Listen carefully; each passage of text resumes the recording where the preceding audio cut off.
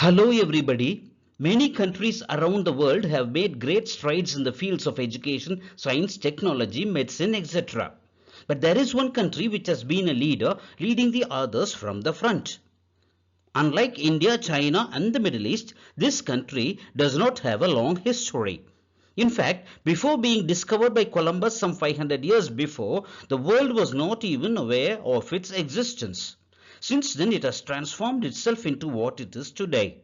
To have a better understanding of its phenomenal growth, it is essential to know about its past. In this video, we will be tracing its history from the time when humans first settled there to all the way when a momentous yet spectacular event occurred there. The American Revolution. Welcome to my channel. This is the social teacher joining you to explore an unfamiliar land in the time travel. If you like my video, then feel free to express it and consider subscribing to my channel. The epitome of success, the land of liberty and freedom. The glamour and glitter, believe me, is only new to this land. If we go back a few centuries in time, we notice that this land of plenty was once desolate or poorly inhabited. Not until the 10th century Common Era, when a group of Scandinavian seafaring men called the Vikings landed on the coast of America, later aptly named the Newfoundland. For another 5 centuries after that, no big initiatives were taken in Europe to venture west beyond the Atlantic. In 1492, Christopher Columbus, an Italian explorer under the patronage of the Spanish monarchs, set on a voyage to find a westward passage to the East Indies, as India and the islands south of it were referred to by the Europeans then. But due to some miscalculations, Columbus deviated from his chartered path and landed on some Caribbean islands called the Bahamas. Since then, Spain has claimed and colonized those lands. A few years later, in 1497, John Cabot, an Englishman, landed in Nova Scotia on the American coast. Sadly, England then had neither the means nor the prowess to claim those lands. So, not much happened since, as Spain with its mighty armada ruled the waters between Europe and the New Land, or the New World as it was then referred to. The gold and silver deposits found in those lands made Spain the richest country in all Europe. Envied at Spain's growing prosperity, England resorted to less popular means of acquiring wealth, such as harassing the Spanish galleons or the Spanish treasure ships in mid-ocean, aiding piracy, etc. Angered by this, in 1588, Spain declared war on England. England, with their small but agile flotilla of ships, aided by some good luck, managed to defeat the Spanish armada and thus gained control over the New World. So, in 1607, England established its first colony in America called Jamestown. Later, many such colonies were established, such as the Plymouth, Massachusetts, and Pennsylvania. As more ships arrived, more people came to settle in this new land. Soon a total of some 13 colonies sprouted, mostly along the coast. People from other nationalities too began to settle, especially those from France. They began to settle in the northern part of America, which we now call Canada. These European settlers had their own reasons for settling here, such as religious freedom, economic opportunities, and of course political freedom, because Europe during that time witnessed a huge spurt in population. Consequently, opportunities dwindled and there was rampant poverty. Besides these, the authority of the church was overwhelming for some people to ingest. So they came in search of better pastures. These settlers were usually simple people. They built their own shelters, tilled the land for their food, and practiced their beliefs in their own way.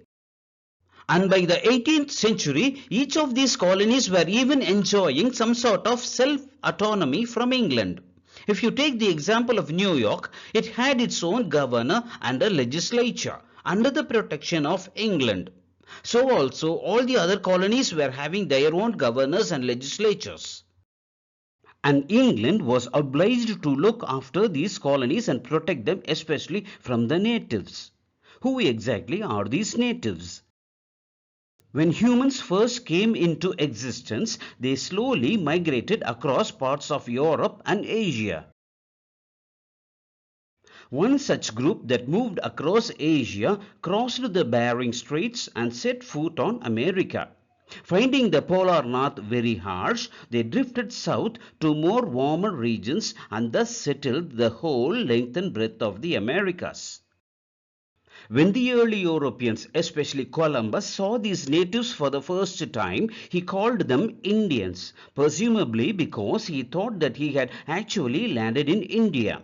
At that time, merchants around the world, especially in Europe, people were eager to trade with India, China and the Spice Islands, that is the island south of India in the Indian Ocean, for their wonderful silk, spices, textiles, etc.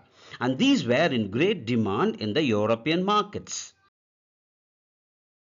Europe at that time was well aware of an eastward passage to the Indies. But Columbus had intended to, or be the first to, charter westward passage to India.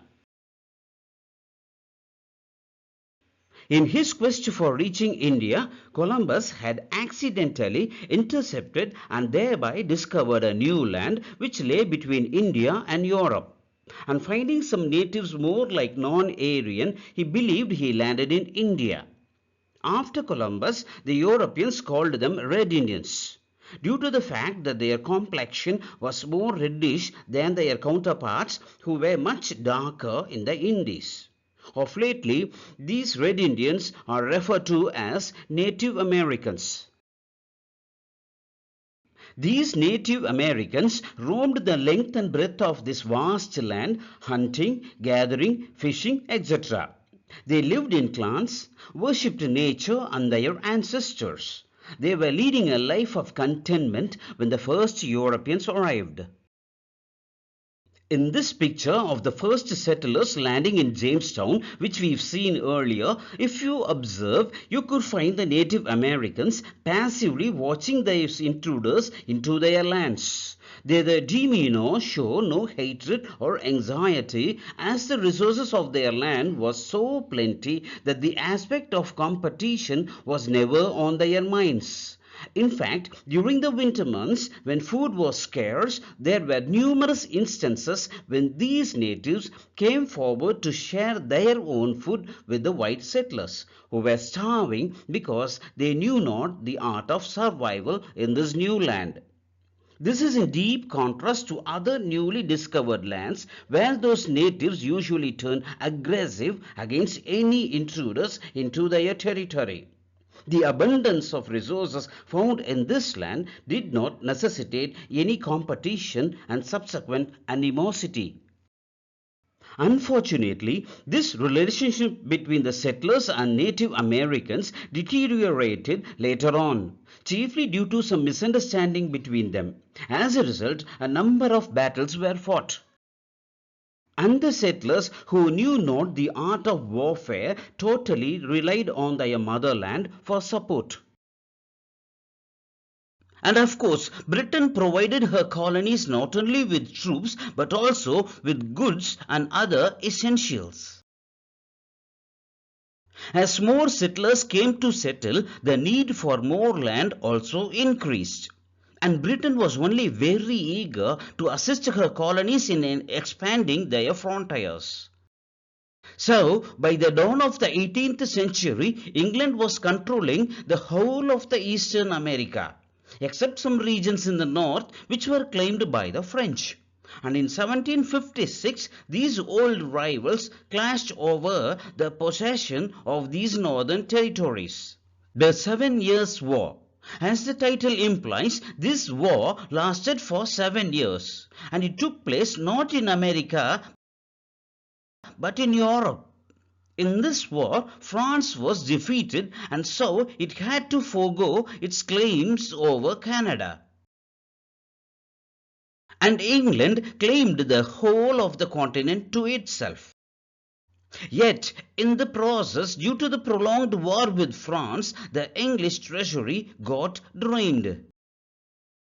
Although a victory, these adventures made England financially very weak. In scenarios such as this, governments around the world usually resort to levying tax on its citizens to earn revenue. And England did the same in America.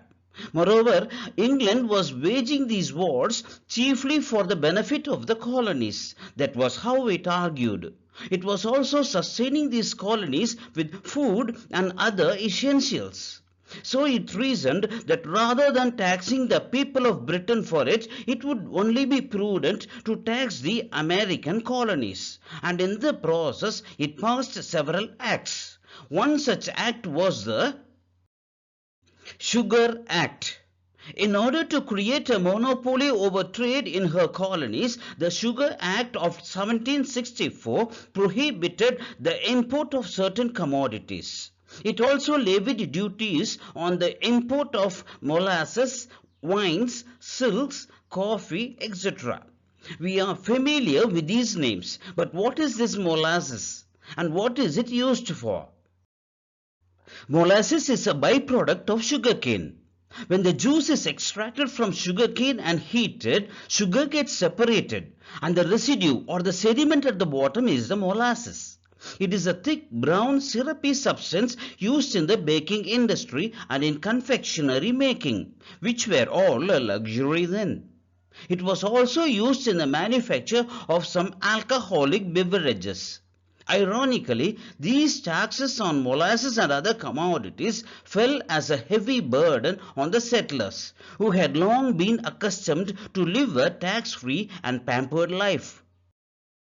Wondering why and subsequently feeling less obliged, the colonists began questioning the legitimacy of the British in taxing them. So they opposed the Sugar Act vehemently by shouting, "No taxation without representation."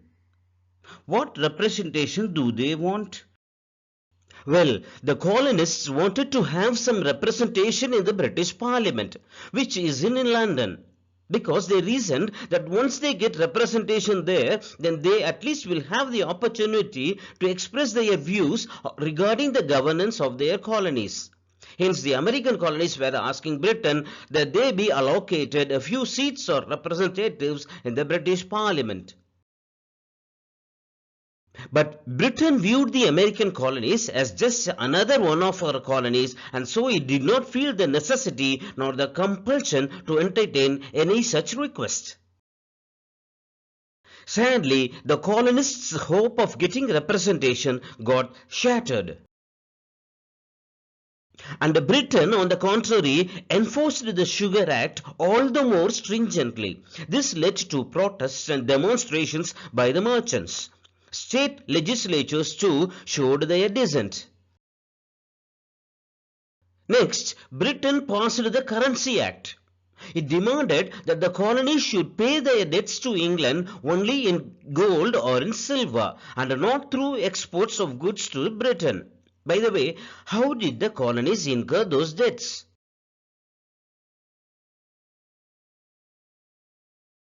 Well, we've already seen that Britain had stationed her troops in America for the protection of her colonies from the natives and other intruding European nations. The cost of maintaining those troops was paid by England. In other words, American colonies were provided protection at the expense of the British taxpayers. That's what Britain reasoned. This literally drained her treasury. So in 1765, the British Parliament passed the Quartering Act. By this act, the colonies will have to pay for the maintenance of British troops and they should be ready to accommodate them in unused private homes too. And pondering over ways and means of earning revenue, Britain then passed the Stamp Act of 1765.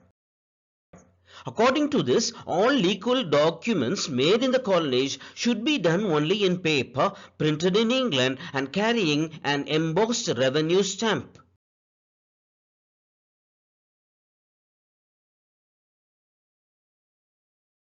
Charles Townshend, who was the finance minister of England then, in 1767 tailored a series of acts called the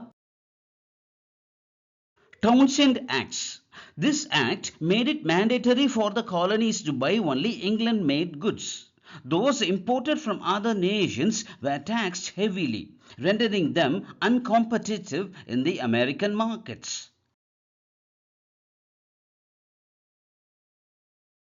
In order to discourage smuggling, hoarding, and black marketeering, this act empowered British troops to conduct search operations and to confiscate smuggled goods. Thirdly, new taxes were imposed on certain goods over which England was already enjoying some sort of a monopoly. Some of these are glass, paper, paint, lead, and tea. Lead? Is lead so prominent that it should be taxed? Well, lead is used in the manufacture of guns and ammunitions. Gun being a necessary tool for survival in the colonies, almost every household had guns not only for hunting purposes but also for their security. You could see that a gun held as much importance as the Bible did. As the Bible held up their faith, the gun their survival. Even today, possession of firearms is legal in the United States of America. The colonists, who were dismayed at the belligerence of the British over imposition of new taxes, decided to boycott British goods. Britain reciprocated by sending in more troops to quell any unrest. Here it is worth mentioning that not all the colonists were against the British. Britain had a considerable number of loyalists in the colonies who were deeply hurt by the boycott. The women folk, who had all along been playing a reclusive role as keepers of house, came out and formed the Daughters of Liberty to stand by their menfolk in their fight against the British. In March of 1770, the Townshend Act was causing much resentment among the people in Boston. But their leaders insisted on constitutional means to resolve the issue and asked the people to remain calm. A mob threw snowballs at the troops, chiefly to antagonize them or make them angry. Viewing this incident as an act of rioting by the colonists, the troops fired at the mob, killing a few and injuring many. This incident, called the Boston Massacre, led to intense anti-British propaganda in newspapers and posters. As a result of these protests and demonstrations, the British Parliament repealed the Townshend Act. However, it retained the tax on tea. But why was Britain so particular about taxing tea? Britain retained this tax on tea because tea, which was imported from India through the English East India Company there, was very cheap when compared to tea imported from other places.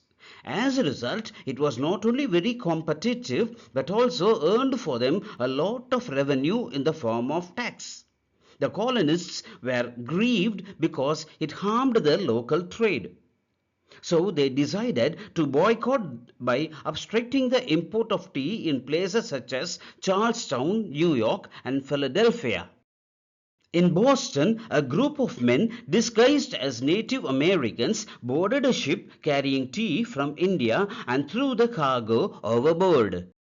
Hailed as the Boston Tea Party of December 1773, this was demonstrated publicly before a large and sympathetic crowd.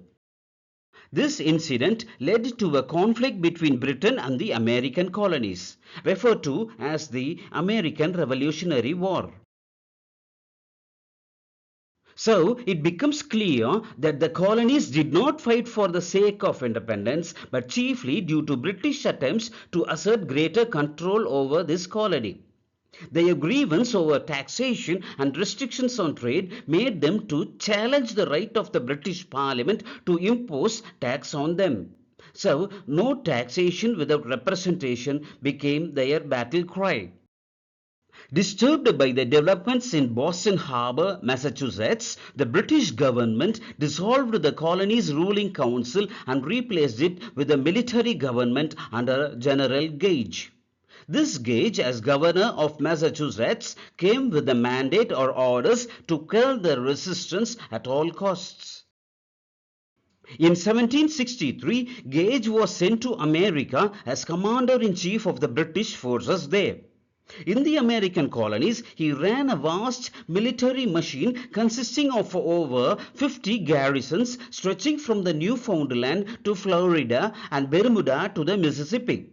This gave England the supremacy and control over her colonies. For instance, Gage had quartered some 4 regiments or 4,000 men at his headquarters in Boston, which instilled awe in that colony. After the Boston Tea Party episode of December 1773, the Parliament of King George III responded with the Intolerable Acts in 1774. This act decreed that those who break the law and create unrest in the colonies would not be tried in America, but rather they would be shipped to Britain to face trial there. This was made so in order to discourage and demotivate rioters and lawbreakers who not only had to face trial but also had to endure the arduous voyage to and from Britain. This act also envisages or gives the British troops the power to search and confiscate hidden weapons and ammunition. Also, lately some considerable quantity of gunpowder was being stolen from the British armory. Armory is a place where weapons are stored.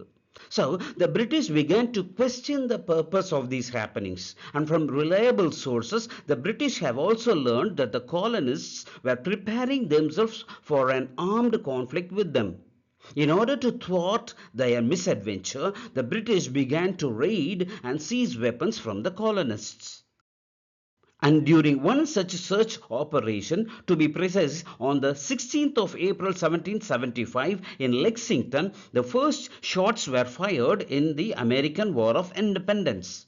Gage had already searched Concord and had just moved into Lexington, giving strict instructions to his men not to fire until fired upon. But it was not clear who fired the first shot. Soon the battlefield turned bloody. In order to prevent his men from massacring the poorly trained colonists, Gage wisely pulled back his men to Boston.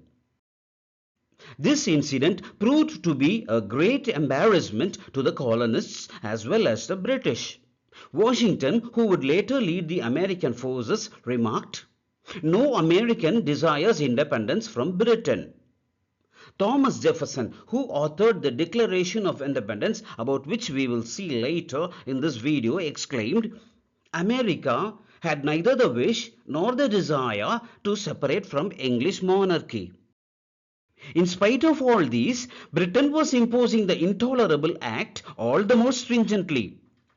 Disheartened Thomas Jefferson, as member of the Virginia State Assembly, declared in the House that the 1st of July 1774 be observed as a day of fasting and prayer.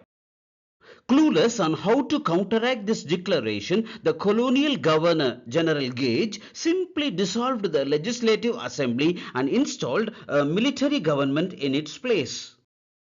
Thereafter, in 1774, the de facto members of the Virginia Assembly drafted a resolution to form a Continental Congress and invited the other states to come and join it. So, on the 5th of September 1774, at Philadelphia, representatives from all the 13 colonies met and formed the First Continental Congress and declared the Intolerables Act as null and void. It also called for economic sanctions against the British. By the Declaration of American Rights, it vouched to safeguard the equality and dignity of all men. And the colonists strongly believed that in order for all this to happen, they need peace, and that peace is not attainable unless they prepare themselves for an armed conflict with the British. So, in the Second Continental Congress that was held on May 1775 at Boston, Thomas Jefferson propounded the idea of raising a regular standing army in the lines of most regular armies of their time. As a result, the small troops that were stationed in and around Boston were recruited and given rigorous training. This army became the first Continental Army and was placed under George Washington, who was nominated by the Congress. Depending upon their size and population, each colony had to depute a certain number of troops, and they would be consolidated to form the Continental Army. The expenses of this army would be met by the Congress itself. In short, the Continental Army would be placed at the disposal of the Congress. There was another type of army with the colonies called the militia. Earlier, before the introduction of a regular police force in the colonies, volunteers were drawn from each household, and they were entrusted with the protection of their families and their community they live in. As and when the need arises, they would be summoned for duty by the community leaders. They were usually able-bodied men who wielded their own weapons and their rations. They usually fend for themselves. As a result, the state or the colony they belonged to did not incur any expenses on these militia. Not surprisingly, they turned out to be a poorly trained force. Still, they were deadly. Being an irregular force, they neither wore military uniforms nor followed any military procedures. After an assault, they would simply disperse into the crowd, leaving their adversary clueless and stranded. This hit-and-run guerrilla type of warfare was loathed by the British. Thus, while preparing themselves for an armed conflict with the British, the colonists were also sincerely pleading the British Crown to see sense. Hoping for a truce, the Congress drafted a petition expressing America's loyalty to the British Crown and dispatched it to Britain with the hope of breaking the deadlock. It was called the Olive Branch Petition. The following day, Congress also adopted a declaration called the Declaration on the Causes and Necessity of Taking Up Arms. Through these measures, the American colonists endeavored to pacify Britain. In the meantime, news about the misadventure at Bunker Hill had reached Britain. Britain became furious. On the 23rd of August 1775, King George III issued the Proclamation of Rebellion, declaring the colonies to be in a state of open rebellion. He ordered his generals to suppress it at all costs. Battle of Bunker Hill. This was the first major battle fought between the Americans and the British forces. Although the British won the battle, it had to suffer heavy losses. Before going into the details, we will first make a quick comparison between the two warring sides. We can notice both sides equally matched, with the Americans compensating for the small regular force with their militia. On the other hand, the British had well-trained and disciplined troops. As far as the Navy is concerned, we very well know England possesses one of the best fleets in the world. Equipped with their mighty cannons, these British men of war, as the battleships were called then, controlled all the coastal regions.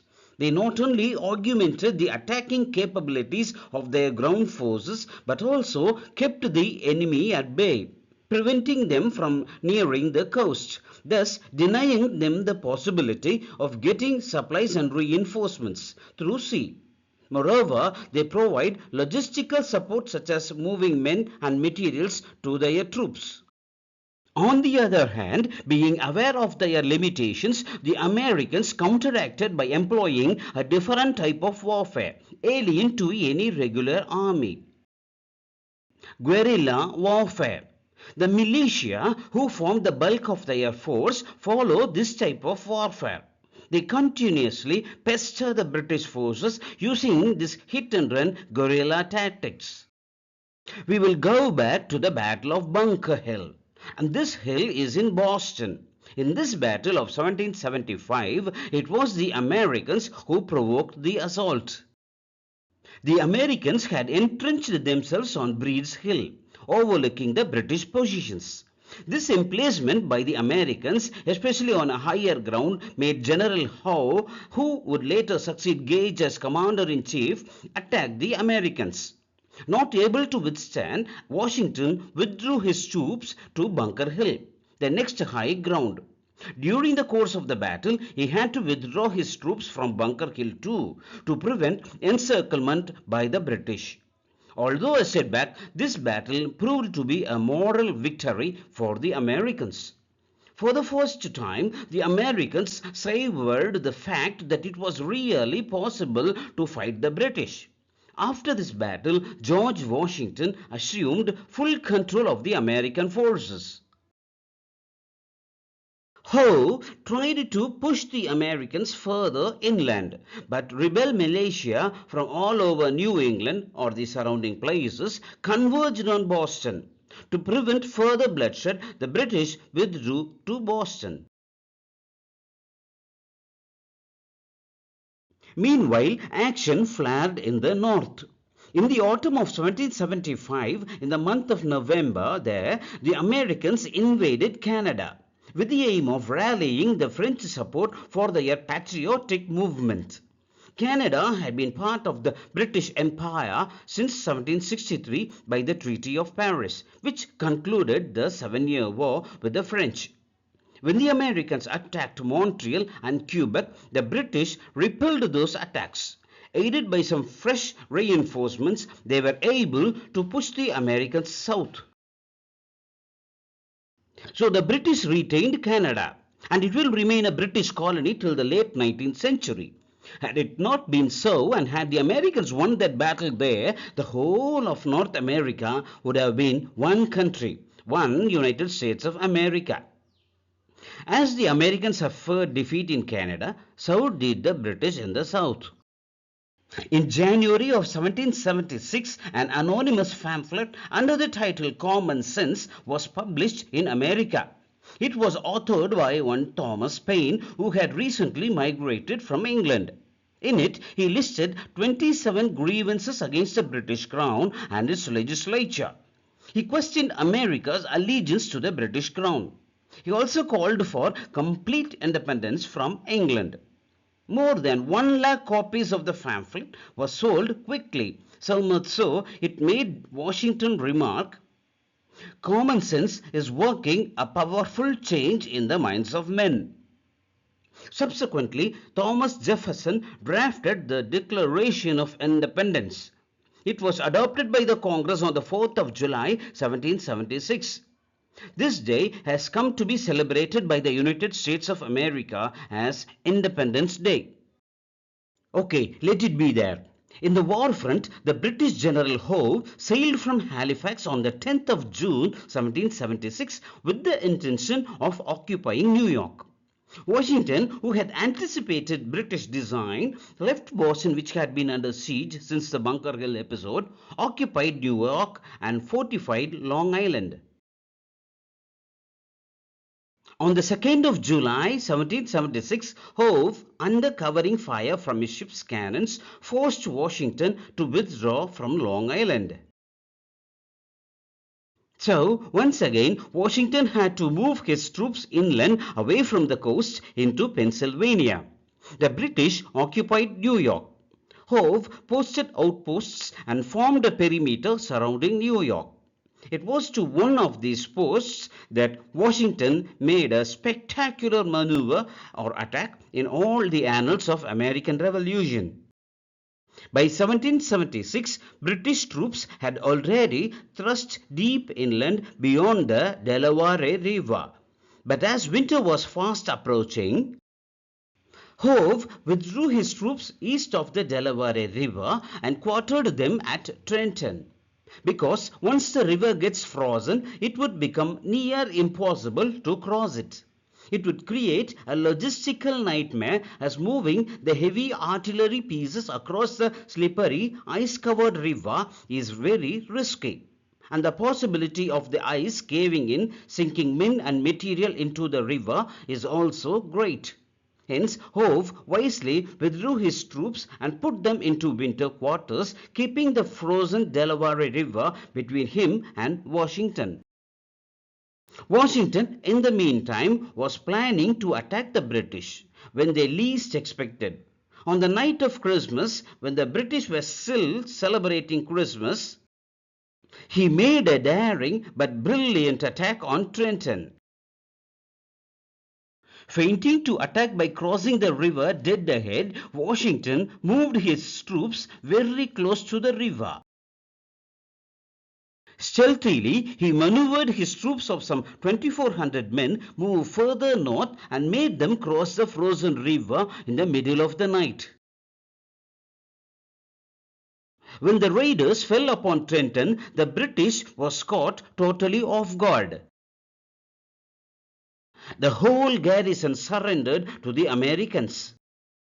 Hearing about this disaster, the British General Cornwallis gathered a force and attacked Trenton. However, Washington made a skillful escape during the night, attacked and defeated a British reinforcement at Princeton. The notable feature of this Trenton-Princeton campaign is that it roused the American sentiments and saved the struggle for independence from collapse. Well, who is this Cornwallis?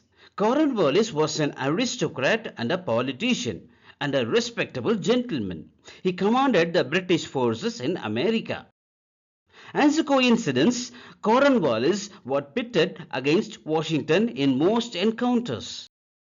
After his defeat and subsequent surrender at Yorktown to Washington, he was appointed as the Governor General of India in 1805. Britain's strategy in 1777 was to drive a wedge between New England, or more precisely Boston, from the rest of the other colonies. In British view, this region has become the hotbed of rioting and dissent. Also, the American Congress is established in Philadelphia, which was made its national capital, and this is also near Boston. So, the British, with the aim of capturing the American capital, sent a force from Canada to join Howe's troops, which was stationed near Hudson River. And this combined force was to attack Philadelphia head-on and capture it. But Howe had different plans. In a surprise move, he took his army by sea through the Chesapeake Bay and opened a southern front, thus engineering a two-frontal attack. On the 25th of September, the Continental Congress, with no other way, fled from Philadelphia, and on the 30th of September 1777 made the York as its new capital. Meanwhile, American forces attacked the British army led by Burgoyne that had come from the north and defeated it at Saratoga, New York. In that same year, in a fantastic turn of events, Benjamin Franklin told the Congress that he was very successful in persuading some European nations to support their cause. You remember Benjamin Franklin? Yes, the inventor of the lightning rod. Can you guess which country that first came to the aid of the American colonies? Yes, France it is, Britain's arch rival. France had been yearning to avenge the loss of Canada after the 7-Year War. Enthused by the America's victory at Saratoga, France decided to openly help them. Moreover, France, along with Spain, had been providing financial and material assistance to the Americans since 1776. On the 6th of February 1778, France and America made a friendship pact. 2 treaties were signed. By this, France became the first nation to recognize the nascent United States of America. Secondly, it offered a large sum of money in financial assistance besides various trade concessions. England became furious and slammed a war on France that same year. It is worth mentioning here that in order to commemorate the friendship between these two nations, in 1886, France gifted the Statue of Liberty to the United States of America, and it stands at the entrance to the New York harbor, symbolizing the virtues of freedom and democracy. Spain and the Netherlands. They too played a commendable role in the American Independence War. Although these two nations did not play a very active role in this conflict, they still managed to pin down the British fleet at their bases in Britain. Had they not done so, Britain would have spared a much larger fleet to the American continent, effecting a complete blockade, starving the colonies of supplies and other essentials. And the American independence would have been a distant dream. The American colonists, after garnering the necessary support and assistance, went for the final showdown. Victory at Yorktown. By the end of January 1779, with the aim of occupying Georgia, British troops from New York and another from Florida converged and occupied Georgia. They made Savannah their headquarters with the objective of dislodging the Franco-American forces from Charleston. On May 1780, the British commander Clinton marched on Charleston and occupied it. On hearing that a French expeditionary force under Comte de Rochambeau was closing in on New York, Clinton left Charleston to the command of Cornwallis and swiftly moved to New York. Finding New York well fortified by the British troops, the French force laid anchor in Newport. Meanwhile, Cornwallis took the offensive. From August of 1780, he started his victory march over South Carolina, then North Carolina, and set up a sphere of dominance till Yorktown, where he set a base. In spite of the many losses, the Americans are not to give up that easily. Aided by their local militias, they began pestering and harassing the already stretched British lines. Finding it difficult to hold the newly acquired regions any longer, the British eventually retreated and held themselves in Charleston and Savannah. Cornwallis, who had stayed back at Yorktown, began fortifying that city. Viewing this as a serious threat and moreover encouraged by the news that a large French fleet under Comte de Grasse is to enter the Chesapeake Bay, Washington decided to lay siege on Yorktown by mid-September 1981. Surrounded on all fronts and British reinforcements nowhere near, on the 19th of October 1981, Cornwallis surrendered his army of more than 7,000 troops to Washington. This marked the end of Britain's presence in America. Finally, Washington entered the city in triumph. One aspect to be noted here is that in this and many other battles, Washington was ably aided by the French commander Lafayette, who led the French troops in America. Well, who is this Lafayette? Like Cornwallis, Lafayette too came from the French aristocracy. And as most aristocrats of that time, Lafayette became an army general. He was the French general in charge of the French troops in America. After the end of the American War of Independence, he will return to France and will play a major role in the French Revolution.